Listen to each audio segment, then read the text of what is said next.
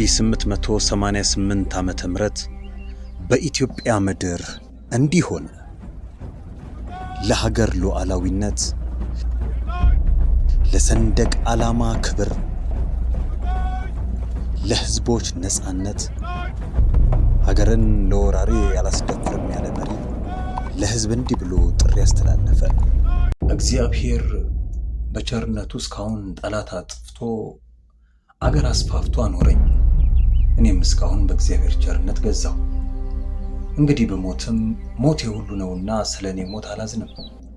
ደግሞ እግዚአብሔር አሳፍሮኝ አያውቅም፣ እንግዲህም ያሳፍረኛል ብዬ አልጠራጠርም።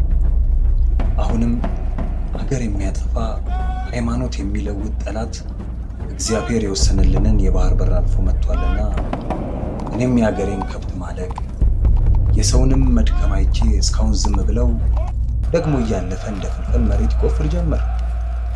አሁን ግን በእግዚአብሔር ረዳትነት አገሬን አሳልፌ አልሰጠውም። የአገሬ ሰው አሁን ቀደም የበደልኩ አይመስለኝም። አንተም እስካሁን አላስቀየምከኝ። ጉልበት ያለህ በጉልበት እርዳኝ፣ ጉልበት የሌለህ ለልጅህ፣ ለሚስትህ፣ ለሃይማኖት ስትል በሐዘን እርዳኝ። ወስልተ የቀረ ግን ኋላ ትጣላኛለህ፣ አልተውህም። ማርያም ለዚህ አማላጅ የለኝም። ዘመቻዬ በጥቅምት ነውና የሸዋ ሰው እስከ ጥቅምት እኩሌታ ድረስ ወረይሉ ከተል አገኘ። እናም ሕዝብ ምላሽ ሰጠ፣ ለመሪው ታዘዘ። እዛም በአድዋ ተራሮች ላይ ደማቅ ታሪክ ተጻፈ።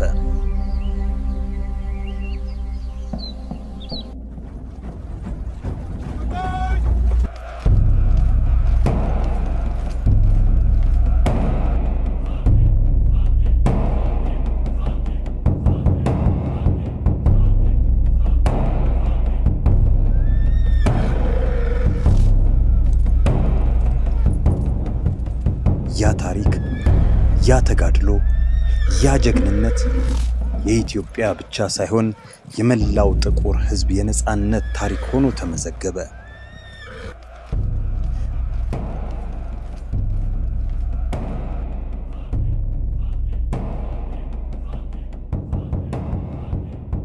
እንኳን ለአድዋ ድል በሰላም አደረሳችሁ።